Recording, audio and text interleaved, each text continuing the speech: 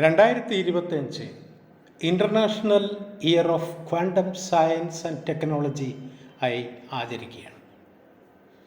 ഈ വർഷം അങ്ങനെ ആചരിക്കപ്പെടണമെന്ന് UN തീരുമാനിച്ചതിൻ്റെ കാരണം ക്വാണ്ടം മെക്കാനിക്സ് എന്ന ഭൗതികശാസ്ത്ര ശാഖ ഉരുവം കൊണ്ടിട്ട് 100 വർഷം തികയുന്നു എന്നുള്ളതാണ്. യാഥാർത്ഥ്യത്തെക്കുറിച്ചുള്ള മനുഷ്യൻ്റെ ധാരണകളെ മാറ്റിമറിച്ച് വിപ്ലവകരമായ പല മാറ്റങ്ങളും സയൻസ് ആൻഡ് ടെക്നോളജിയിലും ദാർശനിക തലത്തിലും കൊണ്ടുവന്ന ഒന്നാണ് ക്വാണ്ടം മെക്കാനിക്സ്. ആ മാറ്റങ്ങളിലൂടെയുള്ള ഒരു ഓട്ടപ്രദക്ഷിണമാണ് ഇന്നത്തെ ഈ ചർച്ച. നാം അറിയുന്ന യാഥാർത്ഥ്യത്തിൻ്റെ രൂപകൽപ്പനയുടെ കേന്ദ്രമായ ഒന്ന്, അതിനെ കൃത്യമായി നിരീക്ഷിക്കാനുള്ള എല്ലാ ശ്രമങ്ങളെയും പ്രതിരോധിക്കുന്നുവെങ്കിൽ ആ യാഥാർത്ഥ്യത്തെക്കുറിച്ച് എന്ത് പറയാനുണ്ട്? മനുഷ്യ പുരോഗതി ആധാരപ്പെടുത്തിയത് ആ ഒന്നിലാണ്. വൈദ്യുതിയുടെ ഓരോ ഒഴുക്കിലും, നാം അറിയുന്ന രാസഘടനയുടെ, നമ്മുടെ ചിന്തയുടെ, നമുക്കുള്ളിലും പുറത്തുമുള്ള എല്ലാം സംവിധാനം ചെയ്തിരിക്കുന്നത് അദൃശ്യമായ ആ ഒന്നിലാണ്, ഇലക്ട്രോൺ. എന്നിട്ടും ഒരു നൂറ്റാണ്ടിലേറെയായി മനുഷ്യൻ്റെ അന്വേഷണത്തിൽ ഇന്ന് വരെ ഒരു മനുഷ്യനും അത് കണ്ടിട്ടില്ല. നമ്മുടെ ഭാവനയിൽ ഉള്ളതൊന്നുമല്ല അത്. അതിൻ്റെ വലുപ്പമില്ലായ്മ കൊണ്ടല്ല, സാധാരണമായ ഒരു അദൃശ്യതയുമല്ല അത്, മറിച്ച് അതിലും ആഴത്തിലുള്ള, നമുക്ക് വളരെ അപരിചിതമായ ഒരു അദൃശ്യത, നമുക്ക് അന്യമായ അനന്ത സാധ്യതകളുടെ പുകമുറയ്ക്കുള്ളിൽ ചിലപ്പോൾ അതൊരു തരംഗമായി മാറുന്നു. ചിലപ്പോൾ ക്വാണ്ടം വാക്വം എന്ന സാങ്കേതികമായി വിളിക്കുന്നതിലേക്ക് അപ്രത്യക്ഷമാകും, ചിലപ്പോൾ എവിടെയോ പ്രത്യക്ഷപ്പെടും. നിങ്ങളുടെ ചുമരുകൾക്കുള്ളിലൂടെ കോടാനുകോടി ഇലക്ട്രോൺ ഒഴുകുന്നുണ്ട്. നിങ്ങളുടെ വൈദ്യുത വിളക്കുകളെ പ്രകാശിപ്പിച്ചും വൈദ്യുത ഉപകരണങ്ങൾ ചലിപ്പിച്ചും നിങ്ങളെ തന്നെ നിർമ്മിച്ചിരിക്കുന്ന ആറ്റംസിനുള്ളിൽ നൃത്തം ചവിട്ടുന്നതും ഇലക്ട്രോൺ തന്നെയാണ്. ആധുനിക ലോകത്തിൻ്റെ നടത്തിപ്പ് തന്നെ നാം അതിനെ ഏൽപ്പിച്ചിരിക്കുകയാണ്. പക്ഷേ അതിനെ കണ്ടെത്താൻ നിങ്ങൾ ശ്രമിച്ചാൽ അത് ഒഴിഞ്ഞു മാറിക്കളയും.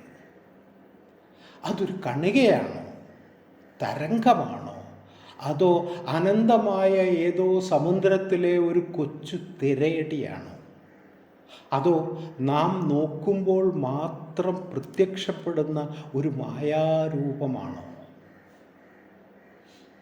കൂടുതൽ ആഴത്തിൽ നിങ്ങൾ അന്വേഷിക്കുമ്പോൾ അത് കൂടുതൽ കൂടുതൽ അകലത്തിലേക്ക് ഓടിമറയും. വലിയ നഗരങ്ങളുടെ വലിപ്പമുള്ള യന്ത്രങ്ങൾ ഉണ്ടാക്കി പ്രകാശവേഗത്തോടടുത്ത വേഗത്തിൽ നാം കണികകളെ കൂട്ടിയിടിച്ച് ചിതറിച്ചു നോക്കി. എന്നിട്ടും ഒരു രൂപമോ അതുപോലുള്ള ഒരടയാളമോ നമുക്ക് ലഭിച്ചിട്ടില്ല. കിട്ടിയത് വെറും നിർജീവങ്ങളായ സംഖ്യകൾ മാത്രം. മാസ്, ചാർജ്, സ്പിൻ എന്നൊക്കെ പേരിട്ട് വിളിക്കുന്ന വെറും സംഖ്യകൾ. അതൊരു പദാർത്ഥമല്ല, ഏതോ കമ്പ്യൂട്ടറിൻ്റെ ഇൻസ്ട്രക്ഷൻ പോലെ. എന്നാൽ ഏതെങ്കിലും സ്ഥലത്തോടോ കാലത്തോടോ ബന്ധമില്ലാതെ പ്രപഞ്ചത്തിൽ നേരിട്ടെഴുതിയ ഒരു നിർദ്ദേശം പോലെ നമ്മെ ഭ്രാന്ത് പിടിപ്പിക്കുന്ന രീതിയിൽ ഒഴിഞ്ഞു മാറുമ്പോഴും എല്ലായിടത്തും അത് അടയാളങ്ങൾ പതിപ്പിക്കുന്നുമുണ്ട്. അത് പ്രകാശത്തെ ഒരു കാന്തിക മണ്ഡലത്തിൽ വളയ്ക്കുന്നു. നമ്മുടെ ലോകം നിറങ്ങൾ കൊണ്ട് നിറയ്ക്കുന്നു. ഒരണുവിൽ ഒരിടത്ത് നിന്നും മറ്റൊരിടത്തിലേക്ക് ചാടുമ്പോൾ അതൊരു പ്രകാശകണം വികിരണം ചെയ്യുന്നു. ഒരു കണ്ടക്ടറിലൂടെ അത് കറണ്ടായി ഒഴുകുന്നു.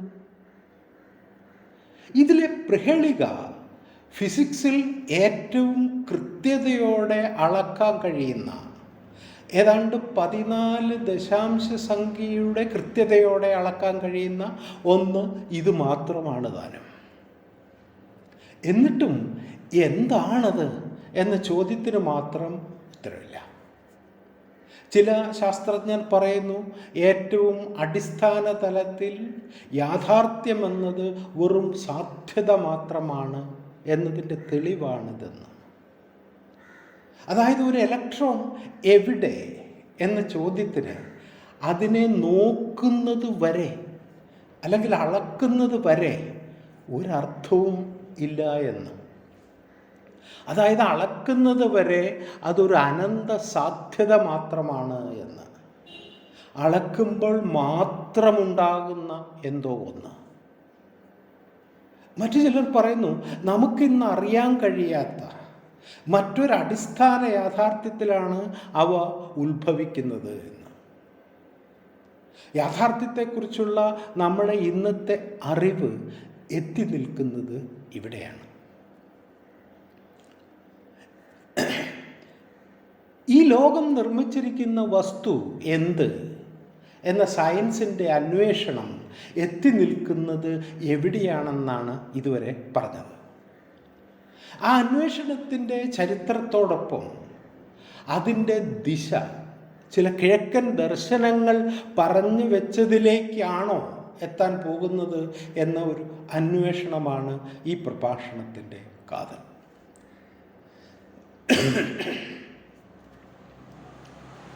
1803 ജോൺ ഡാൾട്ടൺ പുതിയൊരു അണുസിദ്ധാന്തം അവതരിപ്പിച്ചു.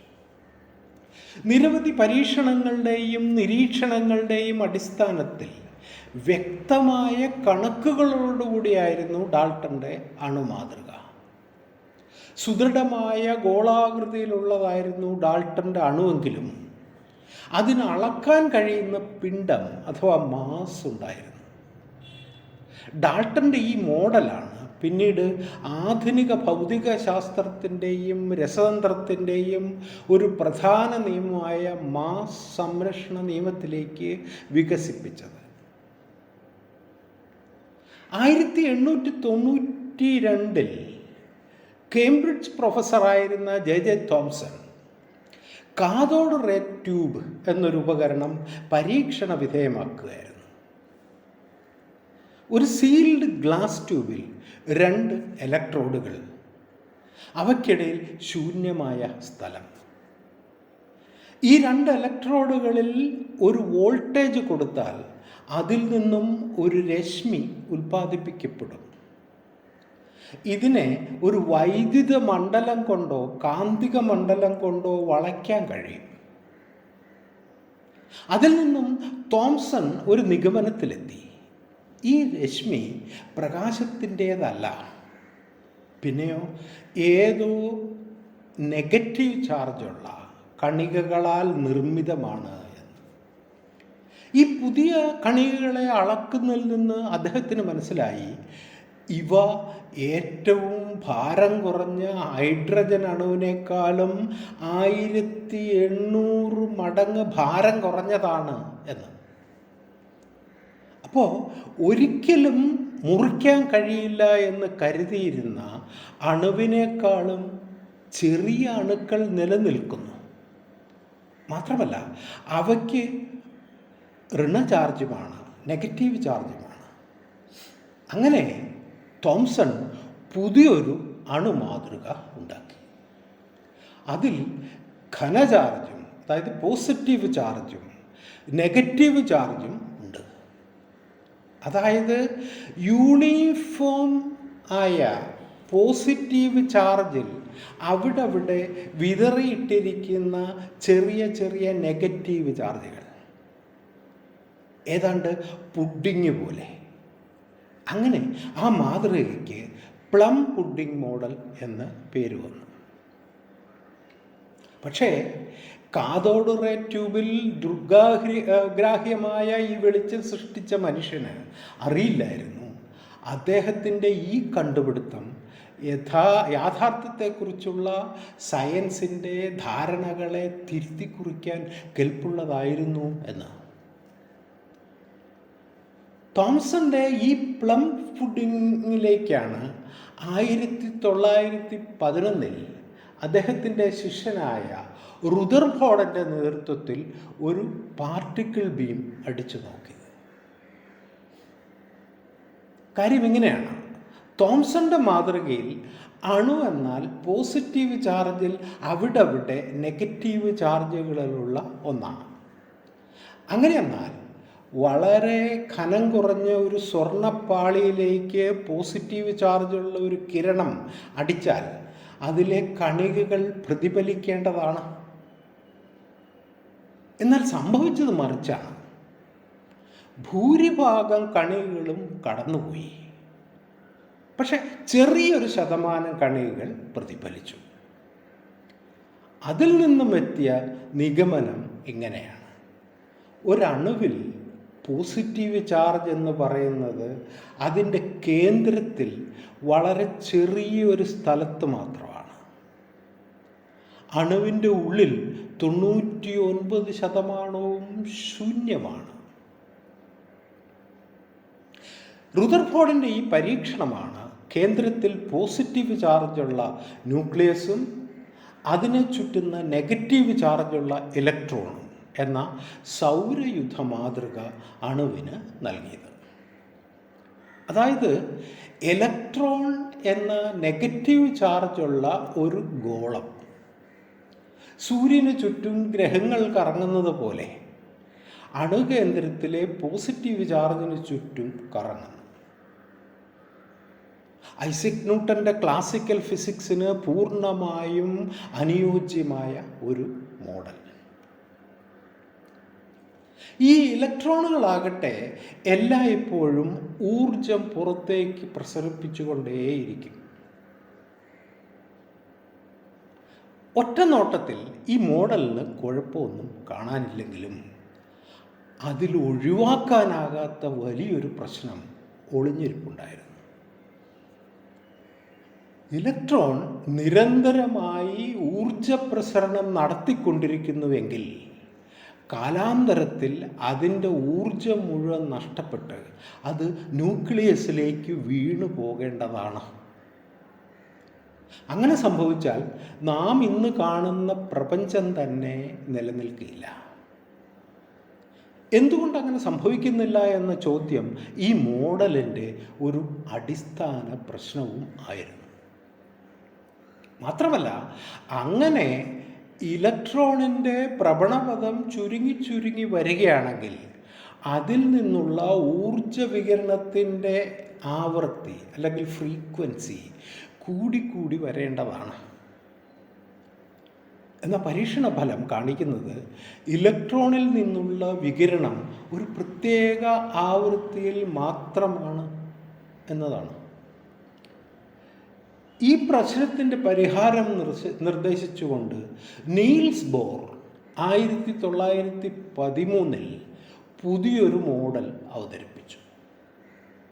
റുദർഫോർഡ് അവതരിപ്പിച്ച മോഡൽ ക്ലാസിക്കൽ ഫിസിക്സിൻ്റെ കാഴ്ചപ്പാടിലായിരുന്നെങ്കിൽ ബോറിൻ്റെ മോഡൽ ക്വാണ്ടം മോഡലായിരുന്നു. പുതിയ മോഡൽ റുദർഫോർഡ് മോഡലിലെ പ്രധാന പ്രശ്നങ്ങൾക്കെല്ലാം ഉത്തരം നൽകി. ഇതിൽ പ്രകാരം ഇലക്ട്രോണുകൾക്ക് ന്യൂക്ലിയസിന് ചുറ്റും നിശ്ചിത ഊർജ നിലയിലുള്ള നിശ്ചിത ഭ്രമണപഥങ്ങളിൽ മാത്രമേ നിൽക്കാൻ കഴിയൂ. മാത്രമല്ല, അവയ്ക്ക് ഊർജം സ്വീകരിക്കാനോ പുറന്തള്ളാനോ കഴിയുന്നത് ഒരു ഭ്രമണപഥത്തിൽ നിന്നും മറ്റൊരു ഭ്രമണപഥത്തിലേക്ക് ചാടുമ്പോൾ മാത്രമാണ്.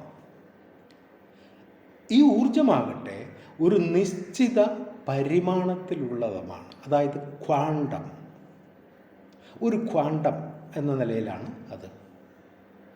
അതായത് ഇലക്ട്രോൺ ഒരു ഭ്രമണപഥത്തിൽ നിന്നും മറ്റൊന്നിലേക്ക് മാറുമ്പോൾ ഒരു ഫോട്ടോൺ സ്വീകരിക്കുകയോ പുറന്തള്ളുകയോ ചെയ്യും. ഇലക്ട്രോണിൻ്റെ ഭ്രമണപഥങ്ങൾ ഒരു നിശ്ചിത ഊർജ നിലകളിൽ മാത്രമുള്ളവയാണെന്ന് പറഞ്ഞല്ലോ. ഈ ഭ്രമണപഥങ്ങളെ അദ്ദേഹം ഊർജ ആവരണങ്ങൾ, അതായത് എനർജി ഷെൽസ് എന്ന് വിളിച്ചു. മറ്റൊരു തരത്തിൽ പറഞ്ഞാൽ അണുവിനുള്ളിലെ ഇലക്ട്രോണുകളുടെ ഊർജം തുടർച്ചയായി ഉള്ളതാ അല്ല, പിന്നെയോ നിശ്ചിത പരിമാണത്തിൽ അളക്കാവുന്നതാണ്. അതായത് ക്വാണ്ടിസൈസ്ഡ് ആണെന്നർത്ഥം. ഈ പ്രത്യേക നിലകളാണ് ക്വാണ്ടം നമ്പർ n എന്നറിയപ്പെടുന്നത്. n = 1, 2, 3 അങ്ങനെ അങ്ങ് പോകുന്നു. 13 കൊല്ലങ്ങൾക്ക് മുമ്പ് 1900 മാക്സ് പ്ലാങ്ക് അവതരിപ്പിച്ചതാണ് ക്വാണ്ടം സിദ്ധാന്തം. ഏതൊരു ഭൗതിക പ്രവൃത്തിയും ആർബിട്രറി ആയ ഒരു തുടർച്ചയല്ല, പിന്നെയോ വളരെ ചെറിയൊരു അളവിൻ്റെ സംഘാതമായിട്ടാണ് നടക്കുന്നത് എന്നാണ് ഈ സിദ്ധാന്തം. അതായത് multiple of A very small quantity. ഈ അളവിനെയാണ് പ്ലാങ്ക് കോൺസ്റ്റൻറ്റ് h എന്ന് പറയുന്നത്. ക്വാണ്ടം മെക്കാനിക്സിൻ്റെ നെടുംതൂണായതും പ്ലാങ്കിൻ്റെ ഈ കണ്ടുപിടുത്തം ആയിരുന്നു. Bohr model standard model of particle ഫിസിക്സിൻ്റെ വളരെ പ്രധാനപ്പെട്ട ഒരു നാഴികക്കല്ലാണെങ്കിലും ഈ മോഡലിലും ഇലക്ട്രോൺ ഒരു നിശ്ചിത വ്യാസമുള്ള കണികയും നിശ്ചിത ഭ്രമണപഥത്തിൽ സഞ്ചരിക്കുന്നതുമാണ്. ഒരു വ്യാഴവട്ടക്കാലത്തിന് ശേഷം അതങ്ങനെയല്ല എന്ന് വേർണർ ഹൈസൻബർഗ് തൻ്റെ സുപ്രസിദ്ധമായ അനിശ്ചിതത്വ സിദ്ധാന്തത്തിലൂടെ, അൺസർട്ടനിറ്റി പ്രിൻസിപ്പിളിലൂടെ കാണിച്ചു. പിന്നീട് ഇർവിൻ ഷ്രോഡിംഗർ തൻ്റെ ഇക്വേഷനിലൂടെ ഒരു ക്വാണ്ടം സിസ്റ്റം അല്ലെങ്കിൽ ഒരു ഇലക്ട്രോൺ എങ്ങനെയൊക്കെയാണ് ബിഹേവ് ചെയ്യുന്നത് അല്ലെങ്കിൽ അതിൻ്റെ ടൈം എവല്യൂഷൻ എന്ന് കാണിച്ചു. പക്ഷെ അതിനെ അളക്കാൻ ശ്രമിച്ചപ്പോൾ വീണ്ടും വലിയ കുഴപ്പത്തിലേക്ക് വീണു. ഇലക്ട്രോണ് ഒരു വസ്തു എന്ന പോലെ അല്ല പെരുമാറുന്നത്. ക്രമേണ സൗരയൂഥ മോഡലിൽ നിന്നും മാറി ഇപ്പോൾ ഇലക്ട്രോൺ ന്യൂക്ലിയസിന് ചുറ്റും കറങ്ങുന്ന ഒന്നല്ല, മറിച്ച് ഒരു പുകപടലം പോലെ അല്ലെങ്കിൽ മൂടൽ മഞ്ഞ് പോലെ സ്ഥലകാലത്തിൽ പരന്നു കിടക്കുന്ന, അളക്കുന്നത് വരെ കൃത്യമായ ഒരു സ്ഥാനമില്ലാതെ കിടക്കുന്ന എന്തോ ഒന്ന്. എങ്കിലും ഒരു ആശ്വാസമുണ്ടായി. ന്യൂക്ലിയസ് യാഥാർത്ഥ്യമാണ്, ഇലക്ട്രോൺ മറ്റൊരു യാഥാർത്ഥ്യമാണ്. നമുക്കതിൻ്റെ ചാർജ് അളക്കാം, അവയുടെ മാസ് അളക്കാം, മാഗ്നറ്റിക് ഇലക്ട്രിക് ഫീൽഡുകളിൽ അവ എങ്ങനെ ബിഹേവ് ചെയ്യുന്നു എന്ന് നമുക്ക് അളക്കാം. എന്നാൽ ഒറ്റ പരീക്ഷണം ആ പ്രതീക്ഷകളെ എല്ലാം തകർത്ത് കളഞ്ഞു. Double slit experiment.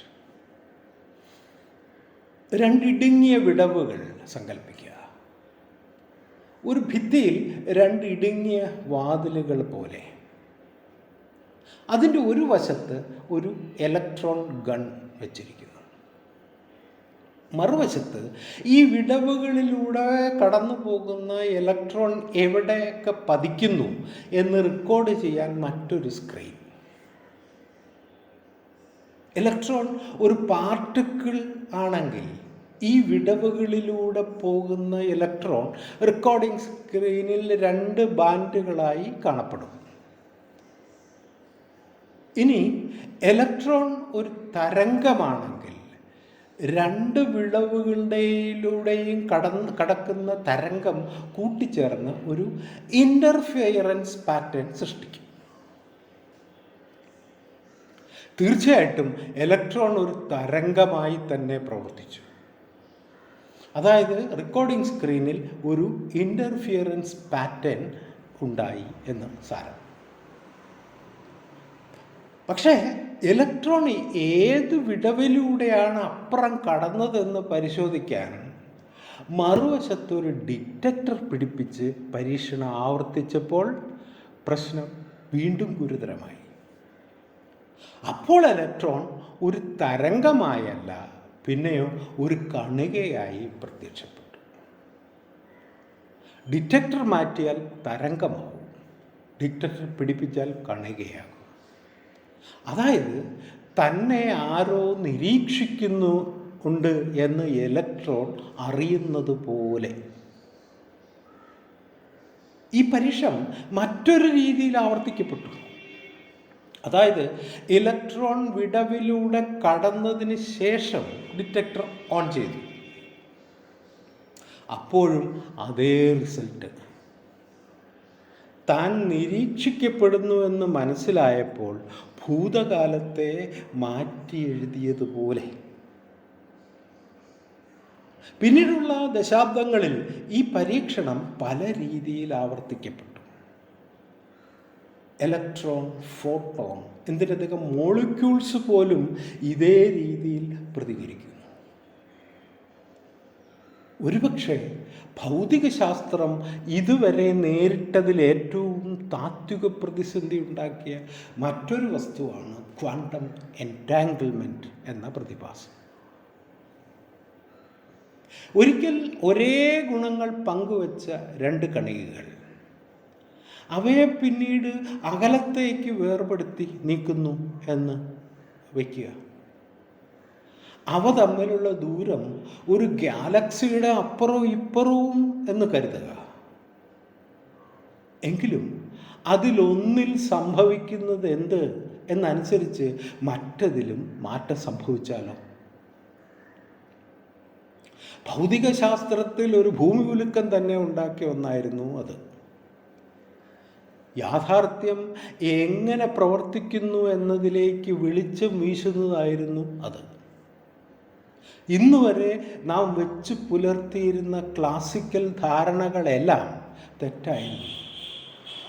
കുറഞ്ഞപക്ഷം യാഥാർത്ഥ്യത്തിൻ്റെ അടിസ്ഥാന തലത്തിലെങ്കിലും എന്ന് മനസ്സിലാക്കലായിരുന്നു അത്.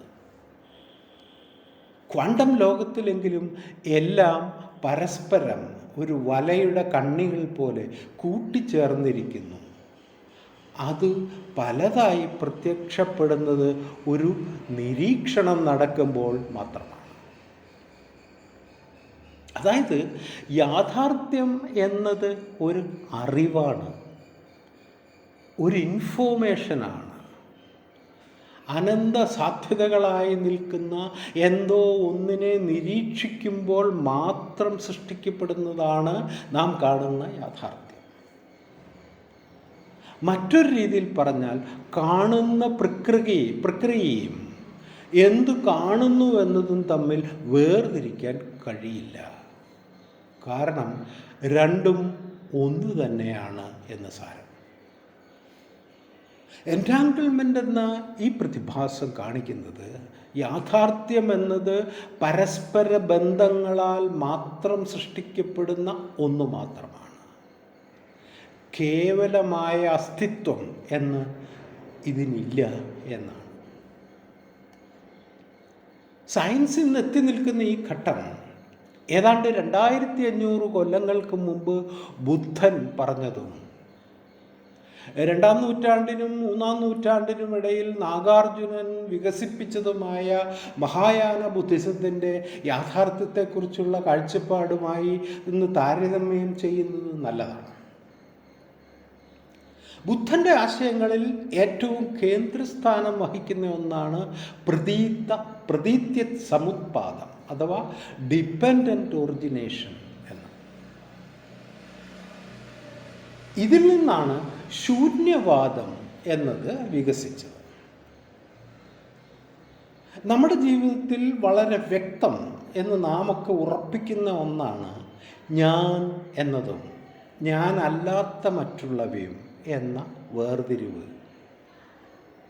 കുറെ കൂടി വ്യക്തമായി ഒന്ന് നോക്കിയാൽ, ഏറ്റവും നിസ്സാരമായൊരു ഉദാഹരണം എടുത്താൽ, നിങ്ങൾ ശ്വാസം ഉള്ളിലേക്കെടുക്കുന്നു.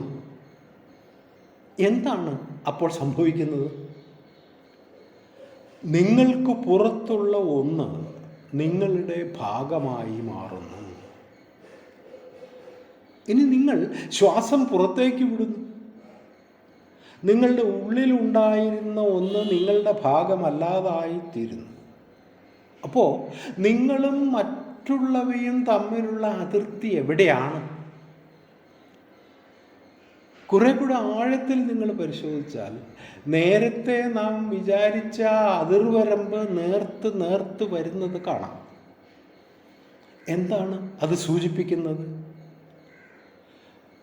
എല്ലാം പരസ്പരം ബന്ധപ്പെട്ടിരിക്കുന്നു എന്ന്. ഒന്നിനും ഒറ്റയ്ക്ക് നിലനിൽക്കാൻ കഴിയില്ല എന്ന്.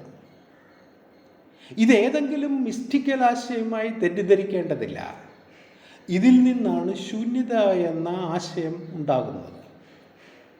പലപ്പോഴും ശൂന്യത എന്നതിനെ ഇംഗ്ലീഷിൽ എംപ്റ്റിനെസ് എന്ന് വിവർത്തനം ചെയ്ത് തെറ്റിദ്ധരിക്കുന്നു. ശൂന്യത എന്നത് കാര്യങ്ങൾക്കൊരർത്ഥമില്ല എന്നോ ഒന്നും നിലനിൽക്കുന്നില്ല എന്നോ അല്ല. ഒന്നിനും തനതായ ഒരു നിലനിൽപ്പില്ല എന്ന് മാത്രമാണ്. നാഗാർജുനൻ തൻ്റെ ചതുഷ്കോടി വിനീർമുക്ത തത്വം എന്നതിലൂടെ ഇത് വളരെ വിശദമാക്കി തരുന്നുണ്ട്. ഒന്നിനും കേവലമായ ഒരു അസ്തിത്വം ഇല്ല എന്നാണ് അതിൻ്റെ അർത്ഥം. അസ്തിത്വം എന്നത് ബന്ധങ്ങളിലൂടെ മാത്രം ഉണ്ടാകുന്ന ഒന്നാണെന്ന്. കടലിലെ തിരമാലകൾ പോലെ തിരമാലയ്ക്ക് കടലിൽ നിന്ന് വേർപെട്ടിട്ടുള്ള ഒരു നിലനിൽപ്പില്ല. തിരമാല സൃഷ്ടിക്കപ്പെടുന്ന സാഹചര്യങ്ങളിൽ നിന്നും, അതായത് വെള്ളം, കാറ്റ്, ചലനം തുടങ്ങിയവയിൽ നിന്ന് അന്യമായ ഒരു നിലനിൽപ്പ് തിരമാലയ്ക്കില്ല. എന്നാൽ തിരമാല എന്നത് ഒരു യാഥാർത്ഥ്യമല്ലാതാകുന്നുമില്ല.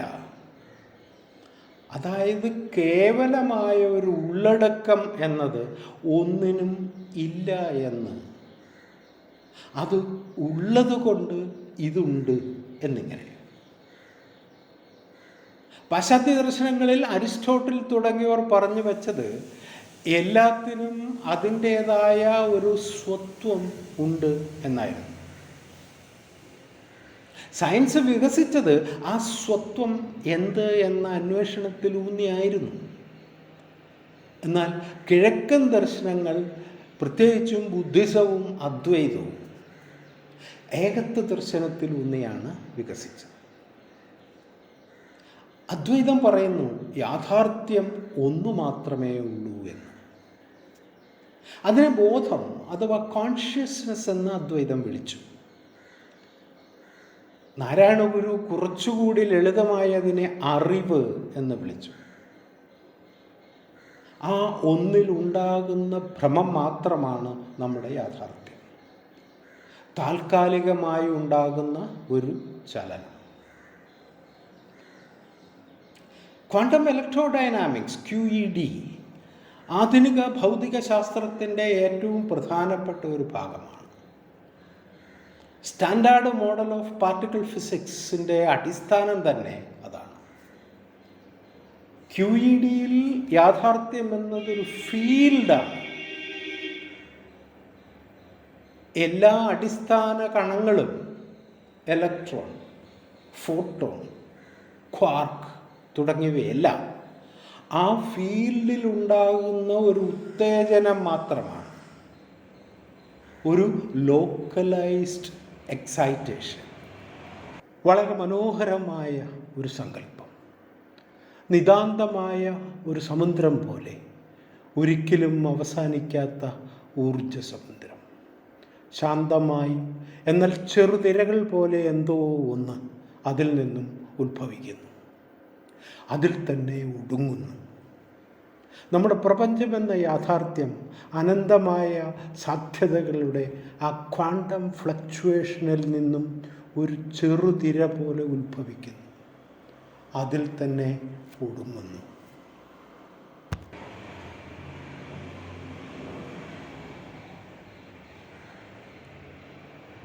മോഡേൺ ഫിസിക്സ് ഇതെല്ലാം അവതരിപ്പിക്കുന്നത് സങ്കീർണമായ ഗണിതശാസ്ത്ര വാക്യങ്ങളിലൂടെയാണ്.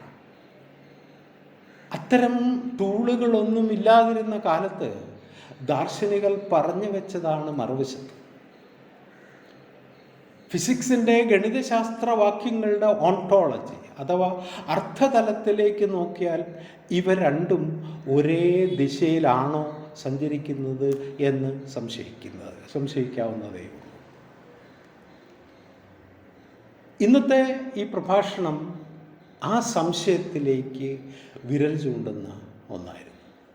അതായത് മോഡേൺ ഫിസിക്സിൻ്റെ ദിശ യഥാർത്ഥത്തിൽ കിഴക്കൻ ദർശനങ്ങളുടെ ആ നേർക്കാണോ എന്നുള്ള ഒരു സംശയം.